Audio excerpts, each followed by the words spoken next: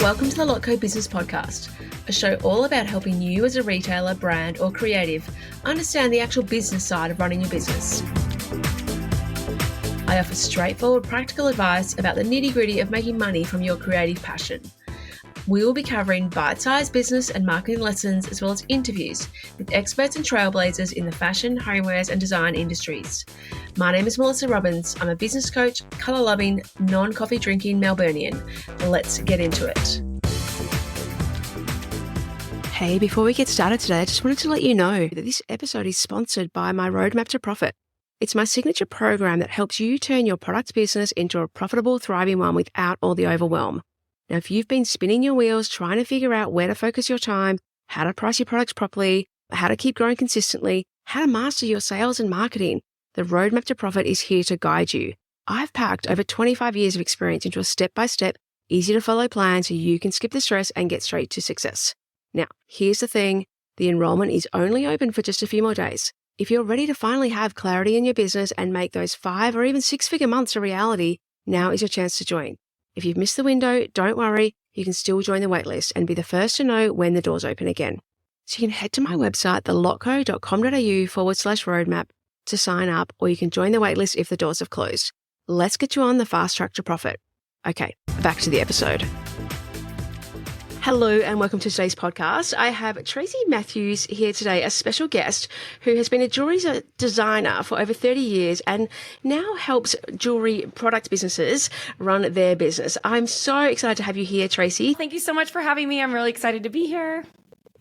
We met recently at a product business conference, which was super exciting and so good to meet in person. I learned so much from listening to you speak at that conference, and just wanted to get you on here because I know you've got so much to share and a vast, wealth of experience. So super excited to have you on here today. I'm excited to talk all about everything. And it was so great to meet you. We got to have dinner and met so many great people at that event. Get in person, people. It's a great way to meet colleagues and peers and get inspiration. It totally is. And I think as we spoke about it at the time as well, just the things that you can share, the things that you're going through, the experiences you have with your clients, or how you're helping your jewelry businesses thrive and flourish, which is the name of your company as well, Flourish and Thrive. It's really amazing to see that journey they go through as well. It is, yeah, it really is, and it's fun. Nothing makes me happier when someone starts getting their marketing down and their business starts growing and it keeps compounding. We just had a retreat here in Arizona last week, and some of these designers I've been working with for years, and to see what's happening in the growth of their company, it's a little bit of a weird time because we're in election year. I don't know what it's like in Australia, but for a lot of businesses, there's a lot of jewelry businesses actually closing down right now. And it's so exciting because the businesses we've been supporting are doing really well. And some of them are having their best years yet. So it just goes to show you that it's not always about what's happening in the world or the economy. When you do the work and create what I like to call the desire brand effect, great things happen. Let's talk a little bit about that, because that is the name of your book as well. Tell me a little bit about what that means. What's that all about? So I've been designing jewelry for a long time, as you mentioned, and I built my business through the school of hard knocks, trial and error, trying to figure out all the things you need to do. Back when I started, back in the 90s, the way that we grew a business was by reaching out to wholesale stores or wholesale accounts, other retailers, and trying to get our products into those stores. Only 5% of my sales were direct to consumer until the internet came around. One of the things we know to be true in order to stand out in any sort of market is that we needed to, number one, create desire. So what that means is that we just have brand assets. We understand who our audience is. We understand how to speak to the desires of our audience. We have messaging that attracts that audience. We need to share desire, especially now in the online internet wave of being able to convert prospects into paying customers with marketing, sales activities, messaging, revenue generating activities, and the experience you deliver. Once you kind of nail that, you need to scale desire. And that's just really about scaling your business. And that comes about by, proper planning, automation, getting support, and all those things. And so when I think back in that day, I was really building this business through trial and error, one of the things we had to do was within a few seconds be able to stand out on a phone call, because there wasn't even email when I started, to get someone to take an appointment with you. Yeah. And when we translate this onto online sales, everything that you're doing from a visual branding and messaging are the things that attract buyers. It translates across all sales channels and all avenues. And so I developed this model called the Desire Brand Effect. I didn't have a name for it at that time. To basically diagnose problems that I was having in my business. So if sales were slowing down, I knew what to focus on. If I was hitting sort of a growth plateau, I knew what to focus on. If my sales started to decline, which they did once or twice, I had to figure out why that was happening. And so it became a diagnostic tool.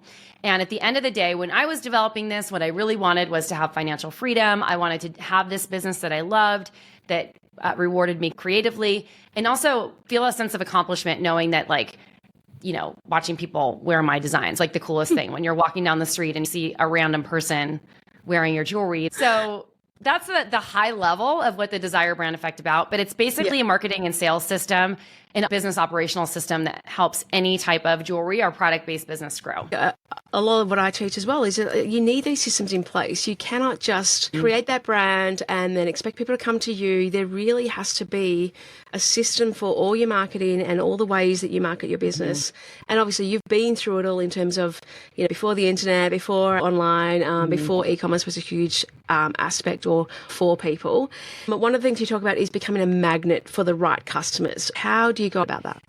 Well, people buy physical, like luxury products, jewelry, anything that requires messaging, not because they need it. Usually it's because they want it. What makes people want something? Well, it's because you're fulfilling a desire, right? So in order to get someone to resonate with what you're doing, you need to speak to those desires. When you can speak to those desires through your visual branding, through your marketing, through your messaging, through everything that you do, then you become a magnet for those things. So if we're thinking about, like, I call this like 4 stages of magnetic marketing. First, it's about your branding, then understanding your audience, then understanding the messaging that's going to attract that audience, and the marketing that you do to actually resonate with them. So if we're, you know, we can break this down, the visual aspects and everything that you do from a visual identity standpoint, including like your collection or your designs, your packaging, your website, your logo, your brand colors, your models, catalogs, or social media platforms. All of these are things that are branding, or the things that like develop your brand. And that visual brand is something that when someone looks at it immediately, it might catch their eye. And that's what gets them to stop the scroll or gets them to stop whatever they're doing, right? So if they land on your website, they immediately know if your products for them. Now, one thing that I see people doing all the time, because they are on a budget building their business, is they put models in their business of their teenage daughter, but their dream client is a 50-year-old woman. And they're wondering why they're not making sales. And I'm like, because your teenage daughter is not your avatar. And if they see a teenage daughter on their website, and on your website, and because that's all you can afford for a model, because you think it has to be some young, pretty person, well, they're not going to see themselves in you. And so the visual branding is all about getting someone to like identify with what you're doing. It filters into all aspects of what you create, present, design, all the things.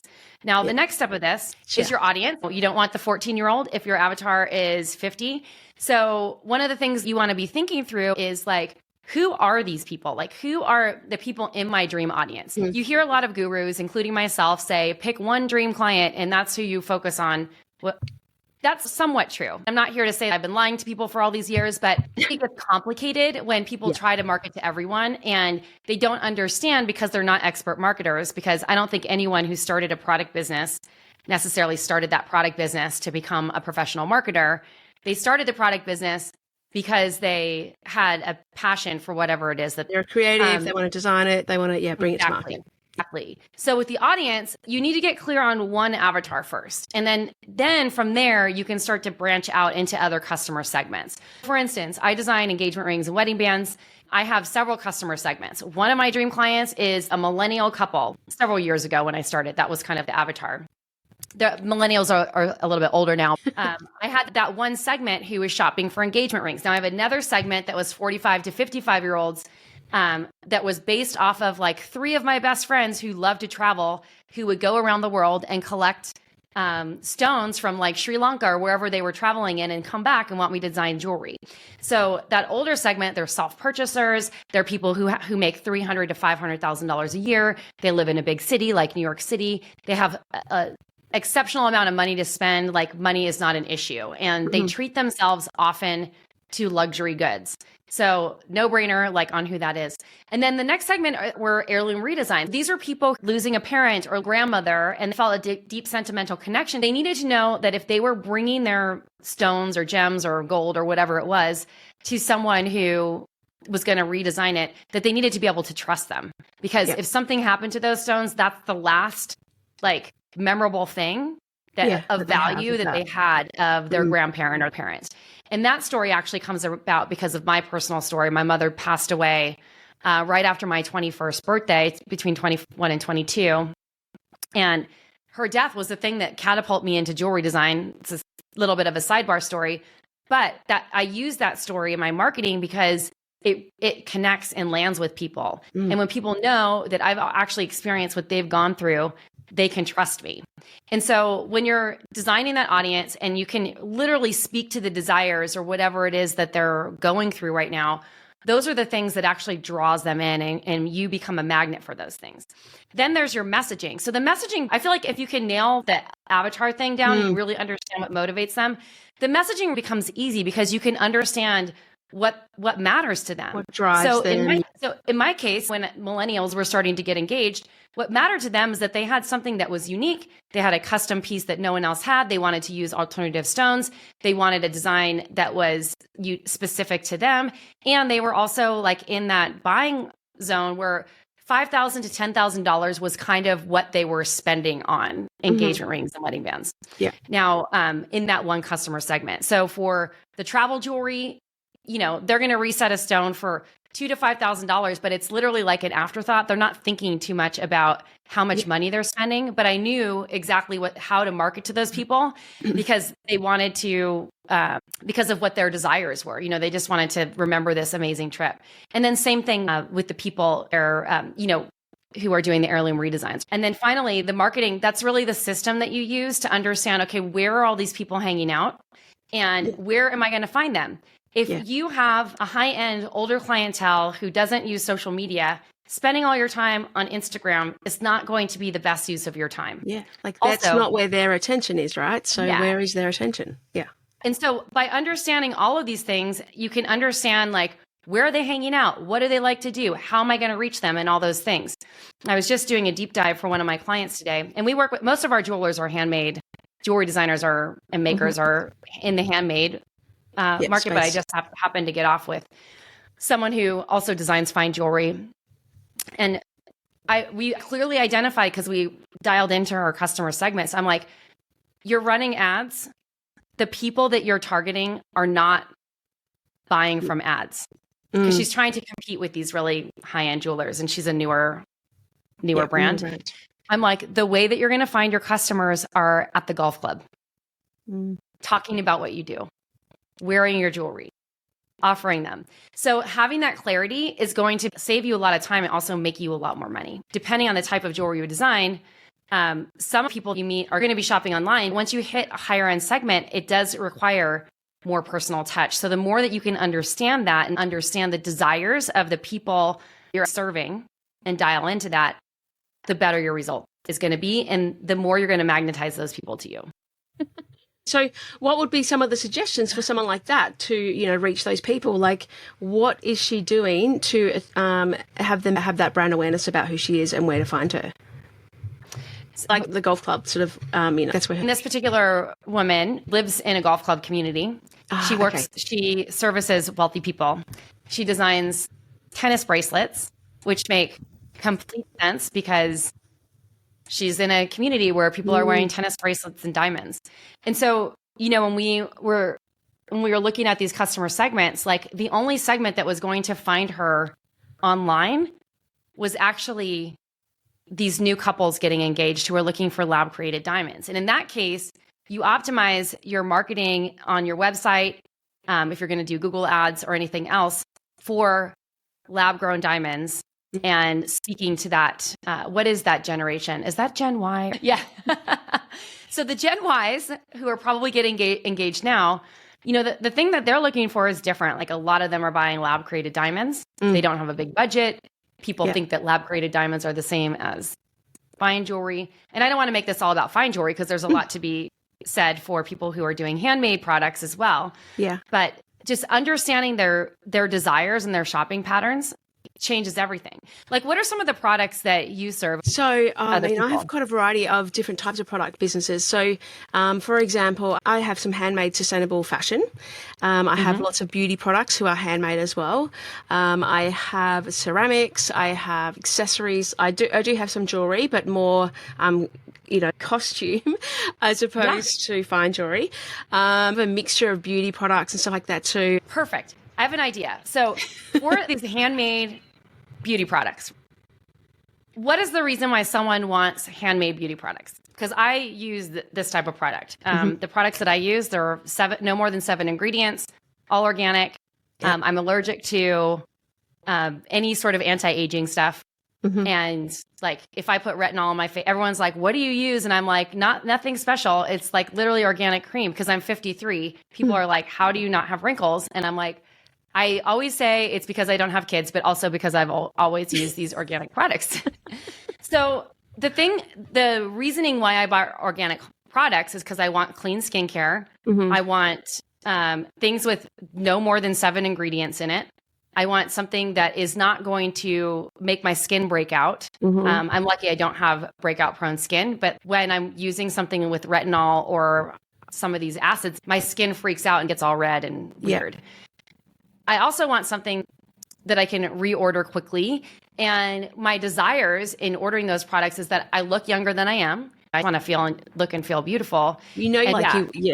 So those are kind of some messaging desire points for something like that. If you're thinking of bold, chunky costume jewelry, what is the reason someone would wear that? Well, they wear it because they want to stand out. I used to work with this client, and she was a little bit older, and she designed really bold costume jewelry. And one of the talking points we came about is that the reason why people loved her jewelry, because the jewelry always fits, and it can make any outfit. So you can just wear something from Chico's clothing brand here.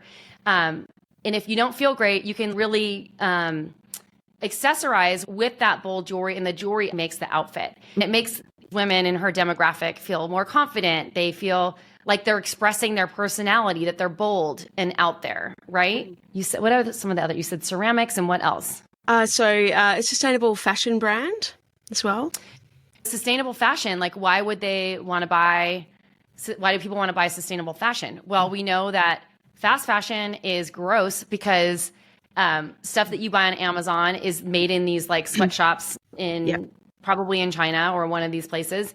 And most of the stuff there, it's so cheap, people just buy, they overly consume, and then the products get thrown in the landfill. So you know that like this high quality product that's probably being made out of recycled fibers is going to be something that is not only going to be better for the earth, but you're not going to have a reaction to it. It's going to be, slow fashion where people are supporting like a family behind it. So these are all the things that that might magnetize someone towards a brand. And as you said, putting that into your messaging, but also reflecting that in your imagery, your logos, your designs, your website. We talked about understanding your target market, understanding that aspirational aspect. We talked about the jewelry brand who had the target for the older customer, but then they had a teenage model. Yeah, it happens all the time. I see it literally every day. Yeah. But what would you say to someone who's like, but that's aspirational, that they want to look like that? Like, people are so savvy these days. Things that are too polished look like stock images. They don't look like a real life. And so if you can't hire age appropriate models that you actually pay to do a photo shoot, have your friends who are age appropriate film the jewelry. So some women are blessed with like thin bodies for their entire life. They don't really have to work at it, and they're just thin forever. But most women, once they hit menopause, start to gain weight. Their body changes. Like even if they're thin, like their skin starts to sag, things change. So if you're looking at someone on a website and you're 50 years old and you have age spots and wrinkles on your hands and veins popping out of it, and all you see is like these young, slender fingers of a 15-year-old, it doesn't Like they're going to be like, oh, that's for younger people, or it's a little bit out of touch. And they're not even going to consciously know why they're not buying it. It's not conscious. They see it and they know.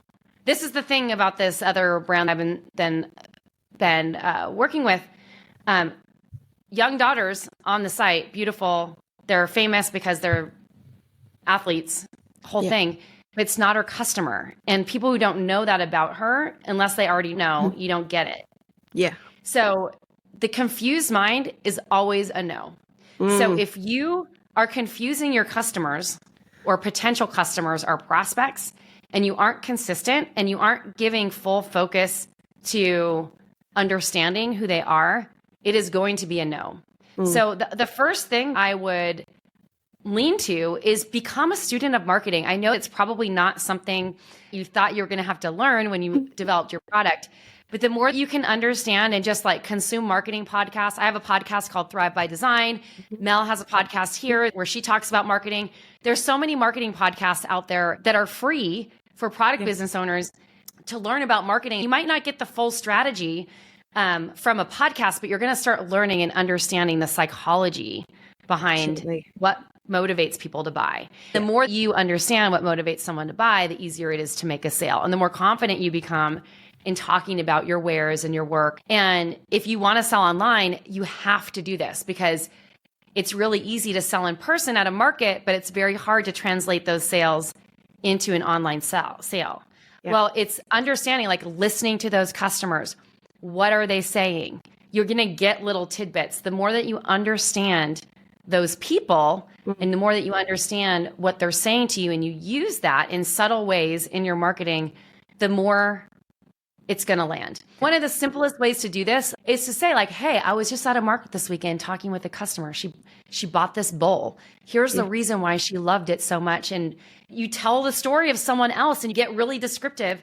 Then you're like, if you're someone like that too, maybe this is the bowl for you. I mean, you can be tongue in cheek about it. It's like, picking up on what they have said, and someone's going to see themselves in that as well. I think that you mentioned doing the market. Obviously, we don't want people to be doing a market every weekend and having a lifestyle full of that. But I do believe that in person, and the same thing with like physical retail. When I had a brand, we opened a physical retail store, and the feedback from customers amazing. Whether it's a pop-up, a retail store, or markets at different places too to get different feedback.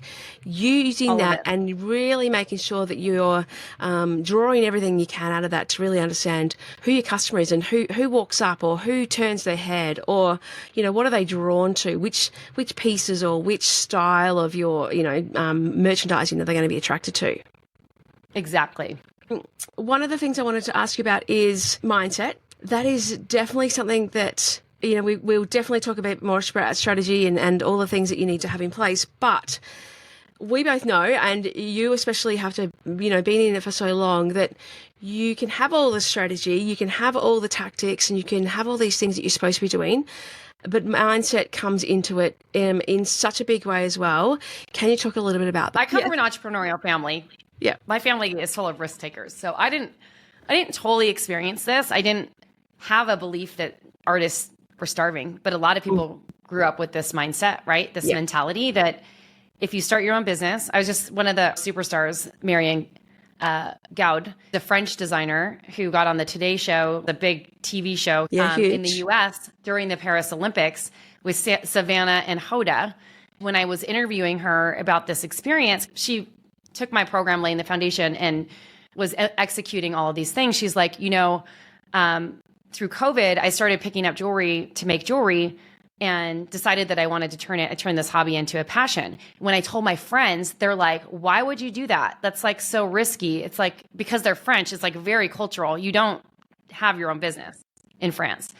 And so, when I was hearing that, I was like, yeah, like there's a lot of people who just have been programmed because of their upbringing, generational trauma, because of, what society says you should or shouldn't do, that starting a business is number one, risky, that you can't make money doing it and all these things.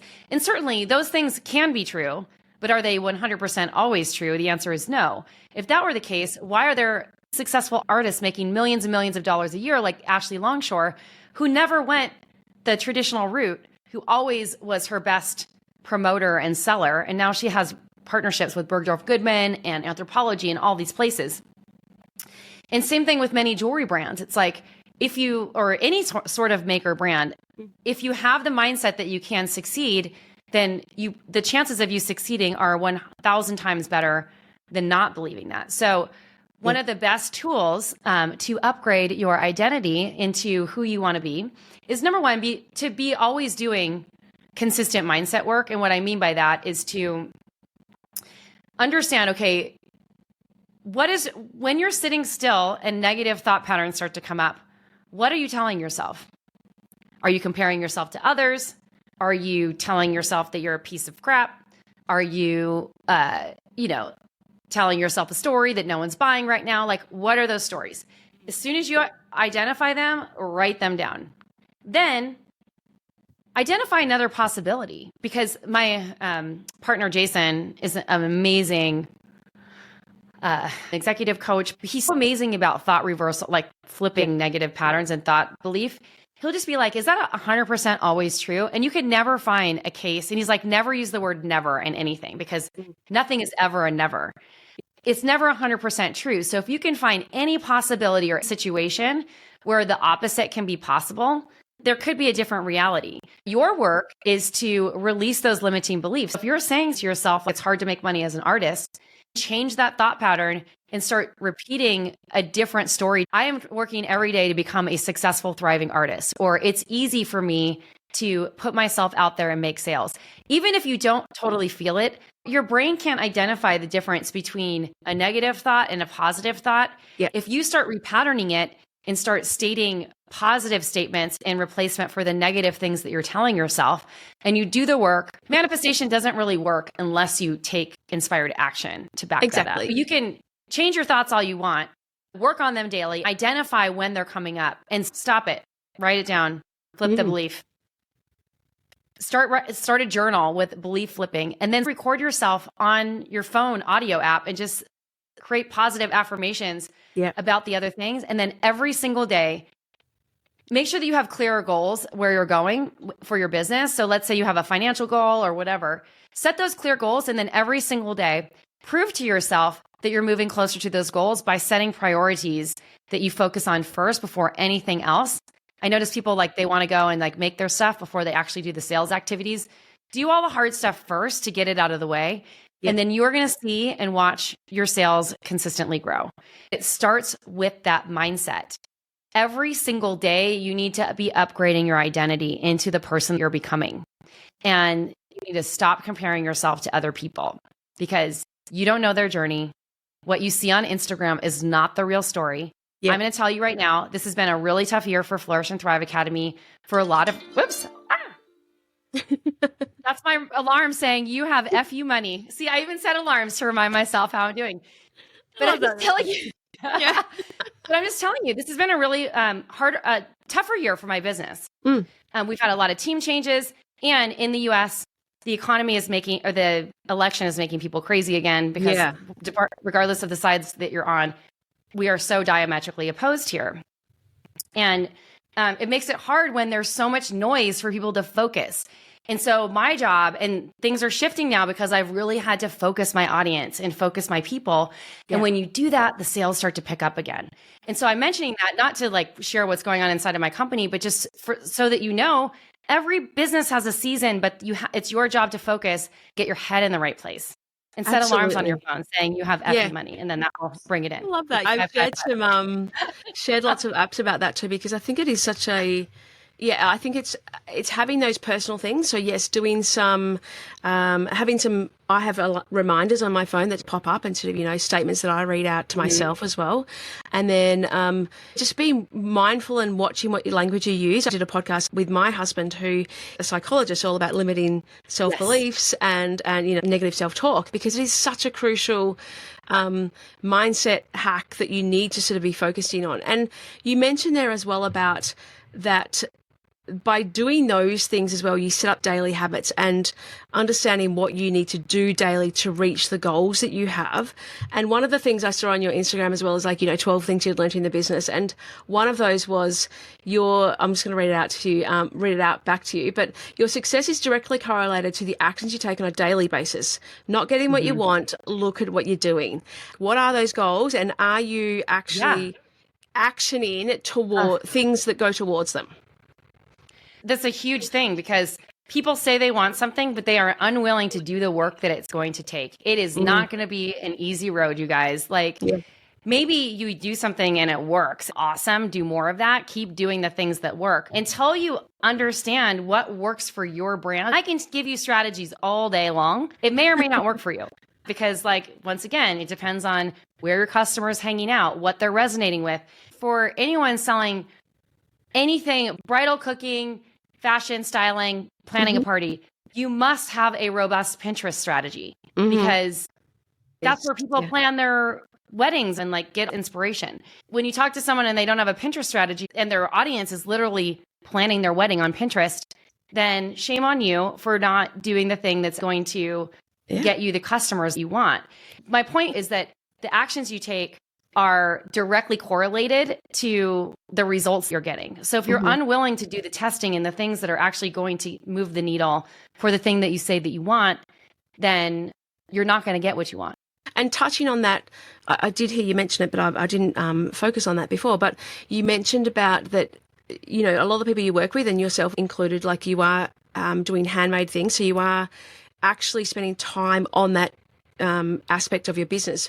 But you cannot just then not, focus on sales or marketing activities as well. It has to be a part of your whole, whether it's day or week or the way that you schedule it out and you have seasons of making or whatever it might be. But you can't just make the product and then not actually spend any time marketing or selling it. In order to hold yourself accountable, one of the most important things, well, first of all, you need to learn how to market. So if you don't know, sign up for Mel's program if you're into jewelry or luxury products. Also, pick up my book because it's great for any product maker. It's not just for jewelry designers.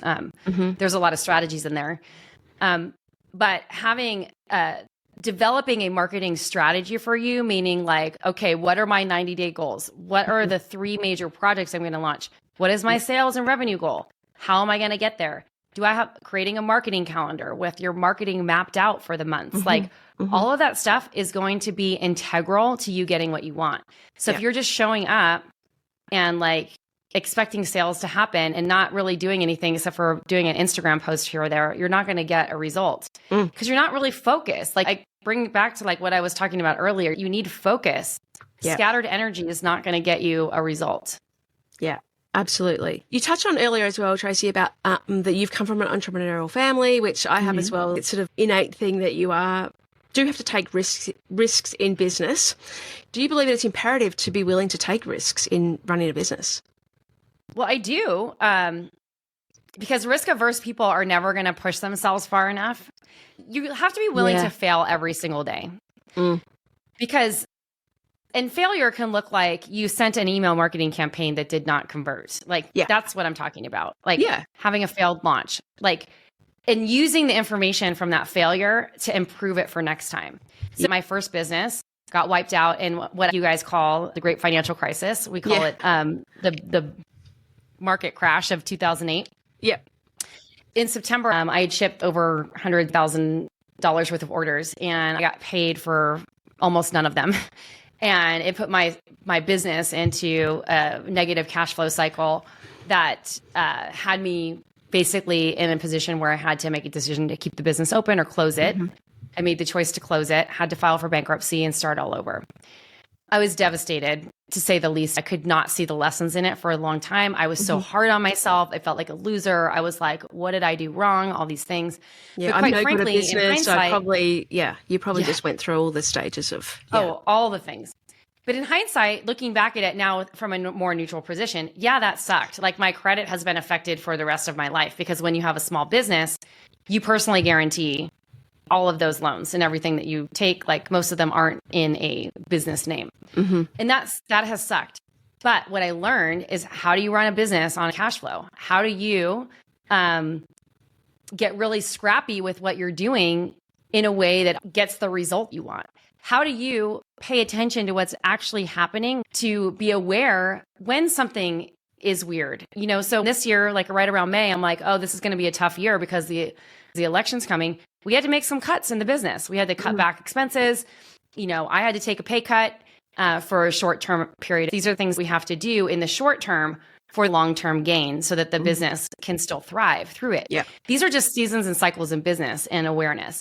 And that big lesson that I got from that was that pay attention to what's happening and pivot when you need to and learn the lessons that you need to. So your ability to get back to your original question about taking risk, I do think it's important. I think to the extent you're willing to take a risk is how successful you'll be.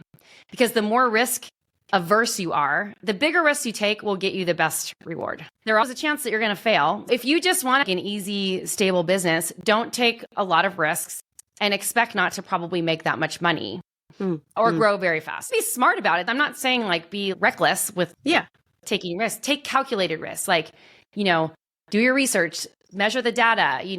These days it's easy to use AI tools to even like analyze things. So you don't even have to have an analytic brain to know how to do it. You can analyze risk potential and all these things. But the more risk forward you are, and you know what you call it, the more risky you are, I guess, the more willing to take bigger risks, the chances of you growing quickly are going to be a lot higher. But also the chances of having a big failure are going to be bigger. So just be aware of that. It's not, neither is right or wrong. It's just really what is your tolerance. And the more that you are willing to flex that risk muscle, the more you're going to see your business grow and shift and change and be able to learn. And so as long as you can use everything that you do as a learning experience. And also, I think the big, most important lesson here is calculated risk. One of the things that put my business in jeopardy back in 2007 and 8 is I tried to expand too quickly. Yes. I had, in 2007, crossed about $1 million in revenue for my handmade jewelry business. I had launched a fine jewelry collection, but I also in the same year launched a men's jewelry collection. Developing a new sample line and marketing two brand new businesses within inside my company were extremely expensive. Yes. Extremely expensive. Then I took all these orders for gold for my fine jewelry, and the gold prices skyrocketed that year. So I was losing money on the gold pieces. So that quick expansion, and then I was also investing in all these trade shows and traveling a ton. So my business, because things were booming in 2006 and 7, I was like, I can spend more money to grow. And I spent more money at the wrong time. So be aware of cycles in business and all that stuff, because the next year was that slower year that things slowed down a lot. I wasn't able to recoup that investment, which is one of the things that put us in that cash flow cycle. Yeah. So if you're going to be launching new things and investing in your business, which is great, I highly recommend that you do it. Just maybe don't do it all at once. Pace it over time.